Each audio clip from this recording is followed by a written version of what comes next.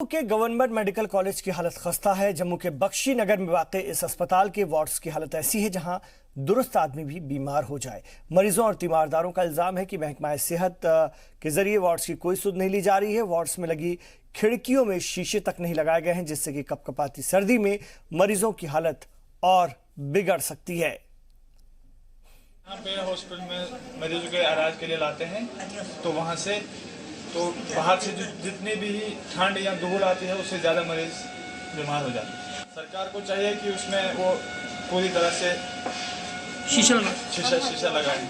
मेरी यही रिक्वेस्ट है गवर्नमेंट सरकार से, यहाँ जम्मू कश्मीर की सरकार है उनसे रिक्वेस्ट है, यहाँ पे जो शीशे टूटे हैं इनको मरम्मत किया जाए, दोबारा नया लगाए। तो उसमें ये जो प्रॉब्लम आ रही है, जब हम पेशेंट आते हैं अंदर शीशे टूटे होते हैं, ठंड आती है, तो उसमें बहुत के बारे में यही कहना चाहता हूँ। यहाँ पे जो है बहुत ही हालात ख़राब है, अंदर जो है शीशे नहीं है। पेशेंट जो है ठंड की वजह से इतने परेशान है। आप देख सकते हैं कि इंसान अपने घर में जहाँ रहता है वहाँ पे 4-5 कम्बल ज़रूरत होती है, लेकिन यहाँ पे शीशे नहीं है। अखबारें लगाई हैं वार्डों में, मैंने जिस भी वार्ड में देखी, कुछ वार्ड ऐसे जहाँ पे अखबारें लगा के जो है लोग बेचारा अपने गुजारा करें, अपने घर से कम्बल लाए, ऊपर एक रेड कलर का कम्बल डाल दिया लोगों के लिए खाली दिखावे के लिए। आप वार्ड में अगर देखेंगे हर वार्ड में अंदर से लोगों ने अपने 2 से 3 कम्बल डाले। हॉस्पिटल का एक कम्बल ऊपर पड़ा है चादर से। यहाँ पे ठंड की वजह से अभी पेशेंट घर से तो ठीक ही आते हैं, यहाँ पे ज़्यादा बीमार हो जाते होंगे। तो वार्ड में बेड भी बड़ी कमी है, ट्रालियों पे पेशेंट को डाल के रखा है इन्होंने। जी सलाम ने जब जम्मू मेडिकल कॉलेज के इंतजामिया से अस्पताल की बदहाली के बारे में पूछा तो उनका कहना था कि अभी तक उन्हें खिड़कियों के शीशे टूटे होने की जानकारी नहीं थी, अब वो इसकी मरम्मत करवा लेंगे। आपका जैसे ये हाईलाइट करना है, first of all I feel good that there is activism, positive activism on part of media. आप लोग आके हमें बताते हैं, काफ़ी चीज़ों से वाबस्ता करते हैं। तो I will also try to catch up हमारी जो वर्क्स डिवीज़न है, कहाँ पे दिक्कतें हैं। अगर इनको कोई फंडिंग का इशू है, this is a very major issue, not only here, even I am trying, just for your knowledge, SMGS के कॉरिडोर्स में मैं देखता हूँ कि सर्दी में भी लोग साइट्स पे बिकॉज ऑफ शॉर्टेज। तो ये लॉन्ग टर्म प्लानिंग की ज़रूरत है। GS में काफ़ी दिक्कतें रहती हैं, फैमिलीज़ वेट करती हैं जब लेबर रूम में बच्चियाँ जाती हैं। तो एक तो उसके रिगार्डिंग हम एक स्टेप लेंगे। और जैसे आपने शीशों का बताया, तो डेफिनेटली विंडो पेन्स हो गए या जहाँ पे रिपेयरेबल वर्क है, तो रिपेयर्स में हम इनकी इमीडिएटली इनको डायरेक्शंस भी देंगे। और जो इनको जहाँ पे भी जो दिक्कतें होंगी, will take it up with the appropriate authorities से गवर्नमेंट, ताकि इनको एप्रोप्रिएट फंडिंग हो सके और इस इशू को हम एज। Jammu Kashmir teachers joint action committee की जानिब से जम्मू में एक प्रेस कॉन्फ्रेंस का इनेकाद किया गया। इस दौरान Jammu Kashmir teachers joint action committee की तरफ से जानकारी दी गई कि उन्होंने अपने इदारे का नाम RET टीचर्स फोरम से बदलकर Jammu Kashmir teachers joint action committee रख लिया है। इस दौरान कमेटी के अरकान ने इंतजामिया से उनकी मांगें पूरी करने की अपील की। Jammu Kashmir teachers joint action committee का कहना है कि उनको रेगुलर टीचर बनाकर दिया गया है, लेकिन उनकी पिछले कई महीनों और कई टीचर्स की तनख्वाह अभी भी नहीं मिली है, जिसकी वजह से उन्हें खासी दिक्कत का सामना करना पड़ता है। उनकी मांग थी कि सरकार को उनकी मांगों को पूरा कर उनकी तकलीफों का इजाला करना चाहिए। आज हमारा प्रेस कॉन्फ्रेंस करने का मुख्य उद्देश्य ये है कि हमारी एक organisation forum Jammu Kashmir RET teachers forum जो चलती थी, आज उसका नाम बदलकर हम लोगों ने Jammu Kashmir teachers joint action committee रखा है। क्योंकि पिछले दिनों एक ऑर्डर जो हुआ उसके तहत हमारे ऑलमोस्ट RRTs जो है वो ग्रेड 2 ग्रेड 3 में कन्वर्ट हो गए, ऑलमोस्ट हमारी रेगुलराइजेशन हो चुकी है। और अब क्योंकि RET स्कीम जो है वो फॉर्मली बाइंड अप हो चुकी है, तो इसलिए आज लाजमी था कि हम लोग इस फोरम का नाम चेंज करके कोई एक वैसा नाम रखें जिसमें सारे लोग शामिल हो जाएं। तो इसलिए हमने Jammu Kashmir teachers joint action committee इसका नाम रखा है। तो दूसरा ये है कि हमारे जो पेंडिंग इश्यूज हैं बहुत सारे, उन पे विचार किया जाए। गवर्नमेंट से अपील करना भी था। और इग्नू अथॉरिटीज़ ने जो हरासमेंट हमारे 21,000 टीचर्स जो हमारी पूरी स्टेट के हैं, 2 पेपर लास्ट के कैंसिल करके उनकी हरासमेंट की है, उस ऑर्डर को रिवोक करें ताकि हमारे शिक्षक जो हैं वो स्कूलों में अच्छे तरीके से पढ़ा पाएँ। 30 तारीख तक अगर उनकी तरफ से कोई रिस्पॉन्स नहीं आता, वो रिवोक नहीं होता, तो हम लोग एक उग्र प्रदर्शन करने के लिए मजबूर हो जाएंगे। इधर सोशल मीडिया अगर हम बात करते हैं अनंतनाग की, तो माजूर अफराद ने सोशल वेलफेयर डिपार्टमेंट के खिलाफ एहतजाज किया। मुजाहिदीन का कहना है कि सरकार की जानिब से इनकी मदद के लिए दिया जाने वाला वजीफा 6 महीने से इन्हें नहीं मिला है।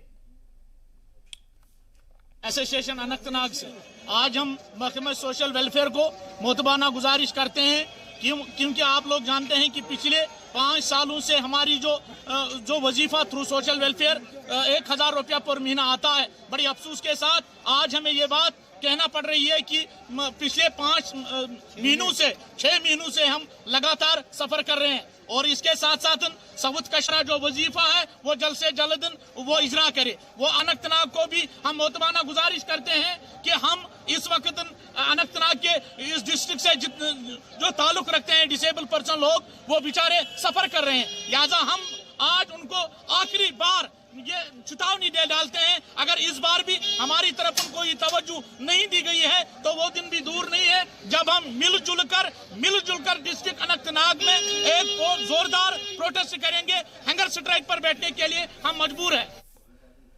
वहीं बांदीपोरा में माजूर अफराद ने मिनी सेक्रेटेरिएट में लिफ्ट लगवाए जाने का मुतालबा किया। उनके मुताबिक मिनी सेक्रेटेरिएट में लगाई गई लिफ्ट अभी कभी भी नहीं चलती है, जिससे कि उन्हें परेशानियों का सामना करना पड़ता है।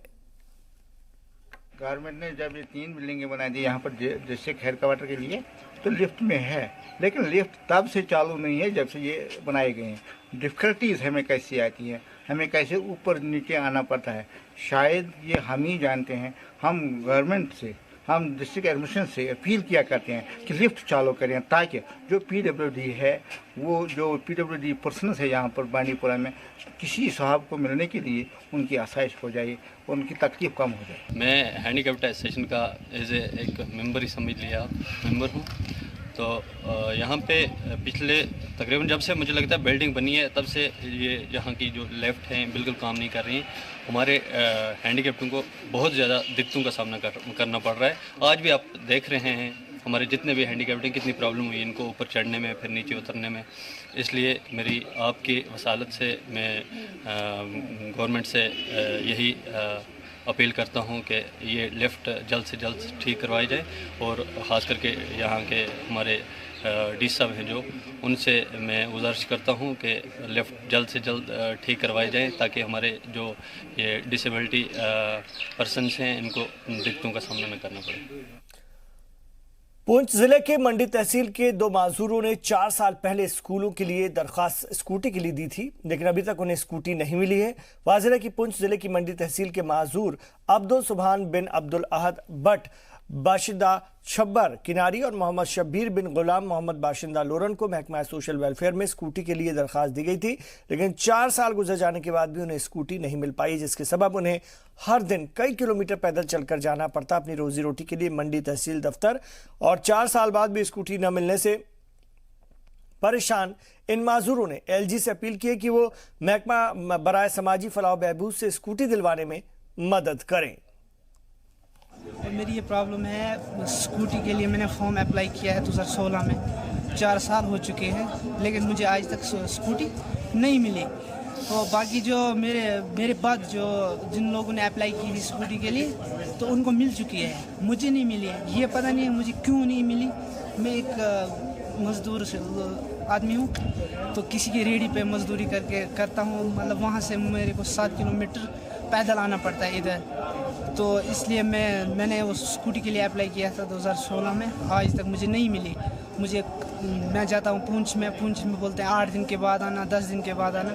4 साल से मुझे यही चक्कर पे चक्कर लगाते जा रहे हैं। मैंने वो स्कूटी का फॉर्म दिया था ना, तो अभी 4-5 सालों के अभी तक इसका कोई रिजल्ट नहीं है कि दफ्तर में जाते हैं वहाँ के अगले साल देंगे 4-5 सालों से ऐसे वो ललचा रहे हैं कि वहाँ भी जाते हैं, वो कहते हैं वहाँ जाओ, वहाँ पे भी ऐसे मसला है। चलने में तो बहुत, यहाँ 4-5 किलोमीटर ऐसे पैदल जाना पड़ता है, तो बुरी कंडीशन हो जाती है चलने में। दफ्तरों में जाते हैं हम, वो कंटिन्यू जाते रहते हैं। कुलगाम में एक सड़क हादसे में 2 लोगों की मौत हो गई, जबकि एक शख्स शदीद तौर पर जख्मी हो गया, जिसको पहले कुलगाम के जिला अस्पताल में दाखिल कराया गया, जिसके बाद उसे बेहतर इलाज के लिए श्रीनगर के स्किम्स अस्पताल में रेफर किया गया। हादसे में हलाक होने वालों का नाम तजम्मुल शेख बिन शौकत अहमद और दानिश अल्ताफ खांडे बिन मोहम्मद अल्ताफ खांडे बाशिंदा मोहम्मदपुरा कुलगाम है, जबकि जख्मी शख्स का नाम फुरकान रियाज है। पेश आया है जैसा हमने देखा, यहाँ पे ये छोटे बच्चे थे। हम आपकी वसादत से पूरे समाज को, पेरेंट्स को रिक्वेस्ट करते हैं कि जो भी बच्चा है, जब गवर्नमेंट का एक कानून है, एक पेरेंट को चाहिए कि वो भी अपने बच्चे को वो भी अपने बच्चे को गाड़ी न दे। तो इसका वजह यही है कि जो छोटे बच्चे गाड़ी चलाते हैं तो इस हिसाब से ये हादसा पेश आते हैं, दिन ब दिन इनका तादाद बढ़ जाता है। इसकी वजह यही है कि पेरेंट को थोड़ा चाहिए कि वो अपने बच्चों को, छोटे बच्चों को गाड़ी ना दें। ये आपकी मदद से गुजारिश करते, पुलिस को भी एक रोल बनता है कि वो ये गाड़ियाँ सीज करे, जो भी छोटे बच्चे चला रहे हैं उनको सीज करे। उनका पेरेंट जब ये लेने के लिए आए तो उनको पेनल्टी। पुंछ के नखावाले चौराहे के पास आर्मी की बख्तरबंद गाड़ी कैस्पर ने एक मारुति कार को जोरदार टक्कर मार दी और अपने साथ कार को करीब 200 मीटर दूर तक घसीटता हुआ ले गया, जिससे कि कार में सवार 2 लोग जख्मी हो गए। इस हादसे का पता चलते ही एसएचओ पुंछ निशान गुप्ता, एडिशनल एसपी राजा आदिल मजीद और डीएसपी मोहम्मद अजीम कुरैशी मौके पर पहुंचे और मारुति कार और आर्मी की गाड़ी को पुलिस स्टेशन में ले गए और कानूनी कार्रवाई शुरू की गई।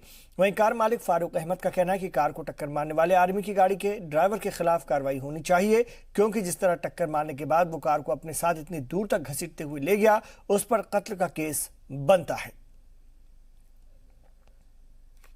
बेटा महबूब मुस्तफा नवाब गाड़ी चला रहा था, मारुति 800। आर्मी की गाड़ी ने ईदगाह से लेके यहाँ तक जो आप देख लें घसीट के लेके आया। ये तो उसका मर्डर कर गए थे आर्मी वाले।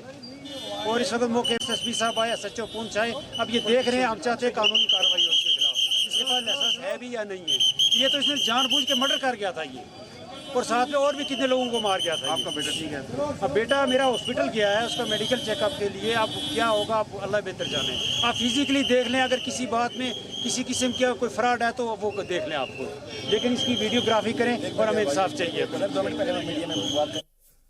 पुंछ के मंडी के लोअलबेला के तंगड़ गांव में आग लग जाने से 3 घर जलकर राख हो गए। आग लगने की वजह शॉर्ट सर्किट बताई जा रही है। गांव तक रोड कनेक्टिविटी न होने की वजह से फायर ब्रिगेड की टीम वक्त पर मौके पर नहीं पहुंच सकी, जिसकी वजह से एक के बाद एक करके आग की जद में आकर 3 घर जल गए। जानकारी के मुताबिक हादसे की वजह से लोगों को लाखों का नुकसान हुआ है। जो हुआ है ये 3-4 फैमिली पे मुश्तमिल पे ये मकान था, जिनका नाम गुलाम मोहम्मद सन ऑफ कादर, मोहम्मद शबीर जो ये है Mohammad Shabir son of Ghulam Mohammad, Nazir Sain son of Qadir, Mohammad Iqbal son of Nazir Sain. इनकी 2 फैमिलियाँ थी, 2 फैमिलियाँ इनकी थी। ये बिजली सर्किट शॉर्ट की वजह से हुआ। हाँ, ये सबसे ये तो मैं उस डिपार्टमेंट को कोसता हूँ जो बिजली डिपार्टमेंट पीटीटी डिपार्टमेंट है। पीटीटी डिपार्टमेंट की नालायकी की वजह से आप अगर यहाँ थोड़ी फुटेज लो कि यहाँ जो खंबे लगे हैं, ये खंबे देखो आप यहाँ पे कर थोड़ा इशारा दीजिए। जो ये खंबे लगे हैं ये लकड़ के लगे हुए हैं, जबकि इस स्कीम के ये स्कीम टीएसपी प्लान के तहत हुई थी।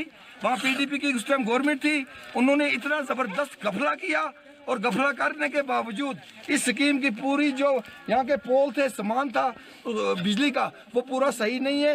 ये सब बिजली सर्किट शॉर्ट की वजह से हुआ। तो ये बहुत बड़ा गरीब परिवार है जो कि मजदूरी पेशा है, तो काम पे दिन पे मजदूरी करते हैं और रात को ये खाते हैं। इनका बहुत बड़ा नुकसान हुआ। जनूबी कश्मीर में जिला अनंतनाग में रोज बरोज चोरी के वाकयात में इजाफा ही होता जा रहा है। ताज़ा मामला जिले के मट्टन इलाके का है, जहां गुज़िश्ता शब चोरों ने करीब 18 दुकानों में चोरी की वारदात को अंजाम दिया और लाखों का सामान लेकर फरार हो गए। ताहम पुलिस ने इस सिलसिले में केस दर्ज कर लिया है और मामले की जांच शुरू कर दी है। गांदरबल के कंगन तहसील के कई गांव में लोग इन दिनों परेशान हैं। दरअसल बर्फबारी के बाद इलाके में लोगों की जिंदगी दरहम बरहम है। लोगों की माने तो ना तो बर्फ सड़क पर हटाने का काम पूरा हुआ, ना ही बिजली की सप्लाई शुरू हुई है। लोगों की माने तो बर्फबारी और बारिश की वजह से इलाके में कई मकानों को नुकसान पहुंचा है। परेशान लोगों ने इंतजामिया से तवज्जो देने की मांग की है। पहले जो है यहाँ पर हॉस्पिटल की बहुत कमी है, जिसकी वजह से हमें मरीजों को दूर 7 किलोमीटर ले जाना पड़ता है। और अगर कोई डिलीवरी केस है उसको भी कंधे पर उठाकर ले जाना पड़ता है। तो ये सबसे बड़ी प्रॉब्लम जो है हॉस्पिटल की है। यहाँ पर हॉस्पिटल का कोई मतलब निशाना नहीं है। दूसरी बात जो है यहाँ पर जो है रोड क्लियरेंस नहीं है। रोड के आपने खुद देखा यहाँ पर कितनी बर्फ है, बर्फ से ढके हुए हैं, सब इलाके बर्फ से ढके हुए हैं। यहाँ पर जो रोड है फिसलन है, यहाँ पर बच्चे स्कूल नहीं जा पाते हैं। विंटर जो कैंप खुलाए हैं बच्चों के लिए वहाँ नहीं जा पाते हैं। अच्छा, तो चल नहीं सकते हैं। अस्पताल ने अस्पताल रखा है, नाम का रखा है। वहाँ पर एक आदमी आते हैं, वो बेचारे क्या करेगा। ठीक होना चाहिए। यहाँ पर कम आबादी नहीं है, यहाँ पर 4-5 गांव है, कम 20,000 लोग यहाँ पर रहते हैं इस वक्त और बिल्कुल बेबस है। इनका साथ कोई तवज्जो नहीं। भाई भी बिल्कुल बेरोजगार भी है, क्योंकि जब भी यहाँ पे कोई बीमार कोई कुछ डिलीवरी होते हैं, हमें यहाँ से 5 किलोमीटर कंधे पर ले जाना पड़ता है, कुलन यहाँ से 5 किलोमीटर, वो भी रोड की वजह से। कि रोड सिर्फ यहाँ बिगड़ वालों को कहते हैं कि यहाँ पे ये मशीन ले लो, ये कहते हैं कि नहीं हमें सिर्फ यहाँ तक इजाजत है, यहाँ से ऊपर नहीं है। महकमा सेहत पुंछ की तरफ से पुंछ शहर में वाक़ सीएमओ ऑफिस के कॉन्फ्रेंस हॉल में पैरामेडिकल स्टाफ के लिए जहनी सेहत के लिए एक रोज़ा ट्रेनिंग कैंप का इनेकाद किया गया, जिसमें बड़ी तादाद में पैरामेडिकल स्टाफ ने हिस्सा लिया। इस कैंप की सदारत डॉक्टर विनीत ने की, जबकि सीएमओ पुंछ डॉक्टर गुलाम अहमद इसके मेहमान खुसूसी थे। इस मौके पर मौजूद डॉक्टरों ने पैरामेडिकल स्टाफ को दिमागी बीमारियों से जुड़ी जानकारी और उससे बचने के तरीके के बारे में भी बताया। आप देख रहे हैं कि कितना ज़्यादा हम देख रहे हैं कि लोग बोलते रहते हैं कि जी मुझे डिप्रेशन हो गया है, मुझे एंजाइटी है, मुझे फोबिया है, ये है, ऐसे ही बोल देते हैं डिप्रेशन है। एक्चुअली डिप्रेशन है क्या, वो कैसे आपने डायग्नोज करना है, ये उसके बारे में ट्रेनिंग प्रोग्राम था कि जब आपका परसिस्टेंटली आप लो मूड रहे, आपकी एक्टिविटी लो है, आपका खाने का मन नहीं करता, या एक्सेसिव स्लीपिंग है, या एक्सेसिव ईटिंग है, ये सब आप या आपका अपना डे टू डे एक्टिविटी जब आप नॉर्मल करते थे वो नहीं करें, जब वो अफेक्ट होना शुरू हो जाता है, दैट मीन्स कि हाँ आपको you are suffering from some sort of mental problem. तो और इसका ट्रेनिंग का ये भी मोटो है कि आपको you should not feel ashamed बोलने में कि हाँ मुझे लो मूड है, कि मुझे ये प्रॉब्लम है। क्योंकि क्या होता है कि हम जैसे हमें कोई प्रॉब्लम लगती है, अगर हम अपने घर वालों से बात करें जिनको ये अवेयरनेस नहीं है, वो बोलेंगे किसी के सामने बोलने की ज़रूरत नहीं है ये चीज़ें कि आपको ये है, लोग हंसेंगे, मजाक उड़ाएंगे। ज़राअत की जदीद टेक्नोलॉजी के बारे में किसानों को आगाह करने और नई टेक्नोलॉजी को अपना करके अपनी आमदनी को दोगुना करने के मकसद से रामबन के जिला तरक्याती कमिश्नर नाजिम जई खान ने एडमिनिस्ट्रेटिव कॉम्प्लेक्स माइत्रा के से खास तौर से जम्मू के लिए तरक्की पसंद किसानों पर मुश्तमिल अवेयरनेस टूर को रवाना किया। इस एग्रीकल्चर फार्मिंग ट्रेनिंग टूर का इंतज़ाम सीपैक्स 2019-20 के तहत रामबन के एग्रीकल्चर डिपार्टमेंट की जानिब से किया गया था। इस मौके पर डीडीसी ने बताया कि जिला रामबन में ज़राअत की काश्तकारी के लिए बहुत बड़े इम्कानात को मद्देनजर रखते हुए 50 तरक्की पसंद किसानों के एक ग्रुप को 5 रोज़ा बेदारू टूर के लिए भेजा गया है। रामबन डिस्ट्रिक्ट में 50 फार्मर्स को फ्लैग ऑफ किया। ये लोग ट्रेनिंग पे जा रहे हैं। चीफ एग्रीकल्चर ऑफिसर मेरे साथ इन्होंने बताया कि ये प्रोग्राम्स रेगुलरली किए जा रहे हैं ताकि फार्मर्स को बेटर टेक्निक से वाबस्ता किया जाए। ये वाला ग्रुप जो है ये 5 दिन की ट्रेनिंग पे गया है और पहले ये आरएसपुरा स्क्वास्ट में जाएगा, उसके बाद फिर केवीके है हमारा रियासी में, वहाँ पे अपनी ट्रेनिंग करके फिर वापस आएगा। सिक्योरिटी फोर्सेस न सिर्फ दहशतगर्दी के खिलाफ जंग लड़ रहे हैं बल्कि जम्मू कश्मीर के पसमानदा लोगों को भी मदद फराहम कर रही हैं। अपने सिविक एक्शन प्रोग्राम को आगे बढ़ाते हुए दूर दराज के इलाकों में रहने वाले इंतहाई मुस्तहक और पसमानदा तलबा और तालिबात के लिए भदरवा के सीआरपीएफ की 33 बटालियन ने बीपीएल यानी कि बिलो पावर्टी लाइन जुमरे में आने वाले 16 तलबा को भारत दर्शन टूर के लिए रवाना किया। कोलकाता दौरे पर जाने वाले इस टूर को भदरवा के डीडीसी डॉक्टर सागर दत्ता रे डोईफोड़े ने परचम दिखाकर रवाना किया। इस कोलकाता दौरे के दौरान तलबा अपने अजीम मुल्क के वर्सटाइल कल्चर, वर्सा, तनव्वु, इत्तेहाद और भाईचारे को करीब से देखेंगे और अपने अंदर उतारने की कोशिश करेंगे। भी वैसे ही आने वाले टाइमों में भी और जो युवाओं को मतलब अच्छा रास्ता दिखाने के लिए, अच्छा से अपना लाइफ जीने के लिए एक कदम है। ठीक है, बहुत ही बड़ा एक्सपोजर है बच्चों के लिए। कोलकाता जैसे ऐतिहासिक शहर में, हिस्टोरिकल शहर में वो जाएंगे और भारत के इतिहास को, कल्चर को वहाँ पे लाइव जानेंगे। फ़्लाइट से वो जा रहे हैं, वो एक अलग एक्सपीरियंस। जी हाँ सर, हम पहली बार जम्मू कश्मीर से बाहर जा रहे हैं। हम वहाँ का माहौल देखेंगे, वहाँ के ये आबो हवा देखेंगे, वहाँ पे ये लोग कैसे रहते हैं, वहाँ की बाहर की चीज़ें देखेंगे हम कैसी है, बड़ी बड़ी जगहें देखेंगे हम सर। हमें बहुत खुशी हो रही है कि हमें गवर्नमेंट ने ऐसा मौका दिया है बाहर जाने का। बाहर भी जाके कि कैसा है माहौल, हम कभी बाहर गए नहीं, हमारे पेरेंट इतने गरीब हैं कि हम अफोर्ड नहीं कर सकते इतना बाहर जाना, तो हमें इधर की गवर्नमेंट ले रही है, हम धन्यवाद करते हैं। बर्फबारी की वजह से जहां वादी में लोगों को मुश्किलात का सामना है, वहीं दूसरी जानिब बच्चों की दिलचस्पी का सामान भी फराहम हो गया है। अनंतनाग में बच्चे आजकल ज़्यादा वक्त बर्फबारी पर फिसलते हैं और उन्हें इस पर फिसलने में बहुत लुत्फ आता है। बर्फ पर आउटडोर गेम न हो पाने की वजह से बच्चे बर्फ पर फिसलते रहते हैं। ये बताना चाहता हूँ, जो ये बच्चे अभी आपने देखा यहाँ पे खेल रहे थे, इनको मज़ा आता है मौसम सरमा में। तो मैं ये कहना चाहता हूँ कि अच्छा है बच्चों के लिए, ये भी मज़े लेते हैं अपनी ओर से इस मौसम का। ये भी कहना चाहता हूँ कि बड़ों का भी इसमें मज़ा लेना चाहिए इस मौसम सरमा का। मज़ा आ रहा है इस बर्फबारी से, हम बच्चे के साथ मज़े करते हैं और जो बच्चे छोटे छोटे होते हैं उनको बहुत ही मज़ा आता है बर्फ़ में खेलने के लिए। और हम एक साल इंतज़ार कर रहे हैं बर्फ़ का, ये कब गिरे और हम मज़े ले इस बर्फ़ का। और कश्मीर के लिए ये बहुत ही अच्छा है। जम्मू में जम्मू कश्मीर यूनिटी फाउंडेशन की जानिब से एक प्रोग्राम का एहतमाम किया गया। प्रोग्राम के दौरान हिंदू जेनोसाइड पर चर्चा की गई। इस मौके पर खतीबों ने कहा कि दुनिया भर में हुए कत्लेआम पर तो चर्चा होती है, लेकिन कश्मीर में हिंदू कत्लेआम पर कभी कोई चर्चा नहीं होती। तो कश्मीर में हिंदू जेनोसाइड पर चर्चा कभी नहीं होती, ये कहा गया इस प्रोग्राम में। और दुनिया भर में जो जेनोसाइड हुए हैं, जो हलाकतें हुई हैं, उस पर तो बात होती है, लेकिन कश्मीर में कत्लेआम में कभी चर्चा नहीं होती। जम्मू कश्मीर यूनिटी फाउंडेशन की जानिब से इस प्रोग्राम का इनेकाद हुआ था।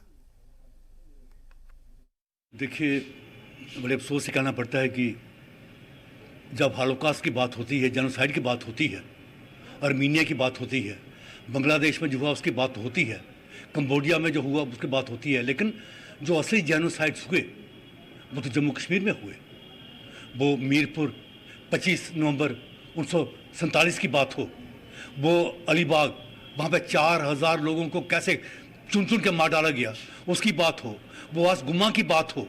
कश्मीर में 1990 में क्या कर दिया गया कि पूरी की पूरी कम्युनिटी जो है उसे मारा गया और उसे खदेड़ दिया गया, लेकिन इसके बारे में बात कोई नहीं करता है। तो इसलिए हमने ये फील किया कि समय आ चुका है कि जो UN, जो इंटरनेशनल बॉडीज़ हैं, जो आर्मीनिया की बात करती हैं, बांग्लादेश की बात करती हैं, लेकिन जो असली जो नरसंहार हुए, जो असली जेनोसाइड्स हुए, उसकी तरफ बहुत ध्यान नहीं देती। तो उनका ध्यान हम उन जेनोसाइड्स की तरफ खींचें जो जम्मू कश्मीर में कब हुए, जब भारत आज़ाद हो गया।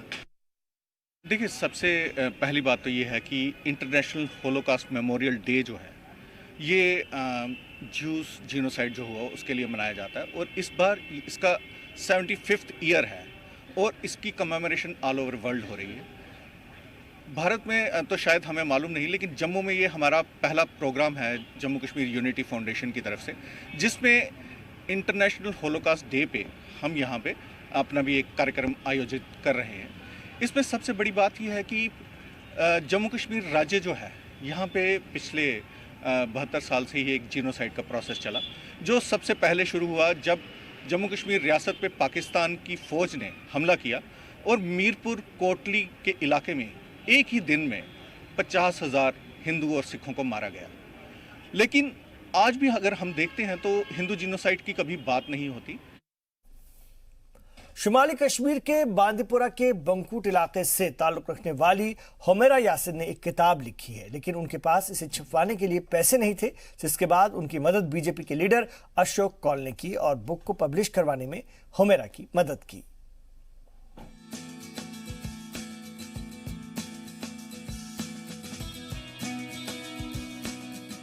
कहते हैं जहां चाह वहीं राह। कश्मीर के बांदीपुरा के बंकूट इलाके से ताल्लुक रखने वाली हुमैरा काफी कम उम्र की मुसन्निफा बन गई है। उन्होंने merciful lover and a faith snatcher नाम की नॉवेल लिखी।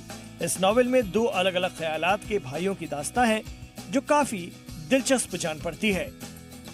ये किताब लिखनी मैंने स्टार्ट की जब मैं 7th स्टैंडर्ड में थी। तो जब मैंने कंडीशन देखी, मैंने कंडीशन के हिसाब से जो किताब दी, जो जो लोगों का ख्याल है गॉड के बारे में, तो उसी हिसाब से मैंने एक किताब लिखी। तो क्या-क्या चीजें हैं इस किताब में? इस किताब में यह है कि इसमें 2 ब्रदर्स की स्टोरी है, जिसमें एक ब्रदर गॉड पे बिलीव करता है और एक नहीं करता है, और उसकी माँ और एक भाई की थिंकिंग को उससे उसकी भी थिंकिंग चेंज हो जाती है। लेकिन सिर्फ किताब लिख लेना ही बड़ी बात नहीं है, उसके बाद खेल शुरू होता है पैसों का। अगर पैसे नहीं है तो आपकी किताब आप और आपके अहले खाना तक ही महदूद होकर रह जाएगी। यही परेशानी पेश आई हुमैरा के साथ। किताब तो लिखी जा चुकी थी, लेकिन उसे छपवाने के लिए हुमैरा के पास पैसे नहीं थे। उस वक्त उनकी मदद की बीजेपी के लीडर अशोक कौल ने। अशोक कौल ने न सिर्फ हुमैरा की मदद की बल्कि उनकी हौसला अफजाई भी की। थॉट्स है वो बहुत अच्छे हैं, आप भी इसको पढ़ेंगे। और सबसे बड़ी बात है कि अंग्रेजी में लिखी है, 8वीं क्लास की बच्ची अंग्रेजी में इस नावल को लिख रही है, तो इसको एनकरेज करना चाहिए। उस दृष्टि से उनसे हमने रिक्वेस्ट की और उन्होंने इसकी पहली जो प्रिंटिंग पब्लिकेशन है नानाजी देशमुख के, और इसका 500 का जो उन्होंने इसकी बुकलेट छापे हैं, यहाँ वो पहुँच जाएंगे। इस बच्ची को भी हम देंगे, ये भी अपने दोस्तों में, अपने स्कूल में, अपने वहाँ गांव के इलाकों में उसको बांटेगी। हुमैरा की वालिदा काफी खुश हैं और बेटी पर उन्हें फख्र है। तभी तो बेटी की तारीफ करते वो नहीं थक रही हैं। साथ ही उन्होंने बीजेपी लीडर अशोक कौल का भी शुक्रिया अदा किया। इसने तो बहुत सारी मेहनत की 1 साल से। उसके बाद जब मैंने इसको मैंने पब्लिश करवाने की कोशिश की तो मेरी कहीं मदद नहीं हो रही थी। फिर एक दिन हमारी मीटिंग थी तो मैंने अशोक भट्ट साहब से बात की कि मेरी बेटी ने ऐसी बुक लिखी है कि मैं मदद करना चाहती हूँ। फिर कौल साहब ने मीटिंग में बोला कि आपने कितनी बुक्स की? मैंने बोला कि 15। उसने बोला बस। मैंने बोला हाँ, मेरी इतनी ही ताकत थी। फिर उसने बोला कि मैं बहुत सारी बुकों को इसका प्रिंट करवा दूंगी। हुमैरा की हिम्मत का ही नतीजा है कि माली हालत ठीक न होने के बावजूद उन्होंने किताब लिखी। उनके हौसलों की उड़ान को देखते हुए अशोक कौल जैसे मददगार भी आगे आ गए, जिससे हुमैरा की ख्वाहिश पूरी हुई। किसी ने सच ही कहा है, हिम्मत मर्दा तो मदद खुदा। श्रीनगर से फारूक वानी की रिपोर्ट, जी मीडिया। पाकिस्तान की इक्तिसादी हालत की वजह से वजीर आज़म इमरान खान इन दिनों सिर्फ मुल्क ही नहीं आलमी सतह पर भी लोगों के निशाने पर हैं। ऐसे में इमरान खान की एक खातून वजीर ने इमरान खान की मुस्कुराहट को कातिलाना बताया है और कहा कि उनकी मुस्कुराहट से ही सारी परेशानियां सुलझ जाती हैं।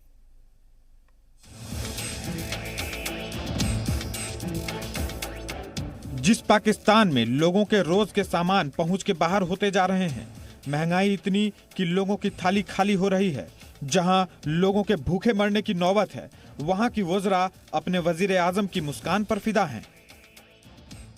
He is the finest charismatic man. वो तो जब आते हैं बहरान के अंदर जिस तरीके से उनकी किलर स्माइल है।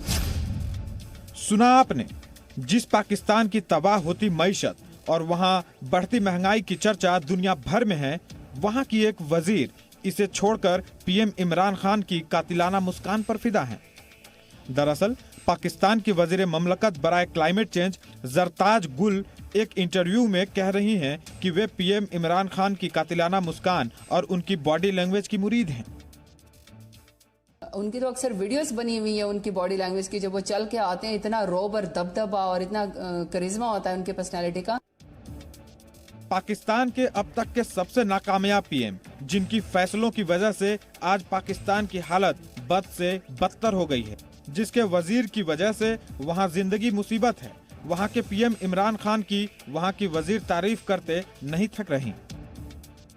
He is the finest charismatic man. वो तो जब आते हैं बहरान के अंदर जिस तरीके से उनकी किलर स्माइल है, आते हैं इतना रौब और दबदबा और इतना करिश्मा होता है उनके पर्सनैलिटी का कि हम अपना जो हमारे जहन में कोई डाउट होता है ना, वो भी हम उल्टा यानी पाकिस्तान की मईशत धीरे धीरे खसारे में जा रही है। दहशतगर्दी से दोस्ती ने पाकिस्तान को बहुत नुकसान पहुंचाया है और अब उनका संभलना नामुमकिन होता जा रहा है। लेकिन वहां आसमान छूती कीमतों से पाकिस्तान के लोगों को राहत देने के चर्चा के बजाय वहां के वजीर पीएम की तारीफ से मसरूफ हैं। यही वजह है कि जरताज गुल को उनकी इन बातों के लिए सोशल मीडिया पर कई यूजर्स ने आड़े हाथों लिया है। ब्यूरो रिपोर्ट, जी मीडिया।